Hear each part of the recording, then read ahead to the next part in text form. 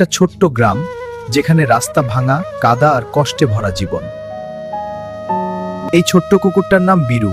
গায়ে তার পুরনো নীল জামা আর চোখে লুকানো হাজার কষ্ট। বীরুর মা খুব অসুস্থ, উঠতে পারে না।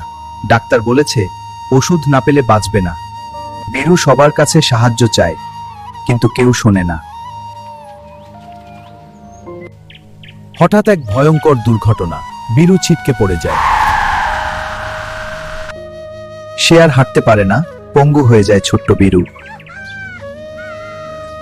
ব্যথার চেয়েও বড় কষ্ট তার মায়ের জন্য ভয়। ঠিক তখনই আসে এক ছোট ছেলে, ভালোবাসা নিয়ে। ছেলেটা নিজের জমানো টাকা দিয়ে ওষুধ কিনে আনে। বীরু হাঁটতে পারে না, কিন্তু তার মা বেঁচে আছে।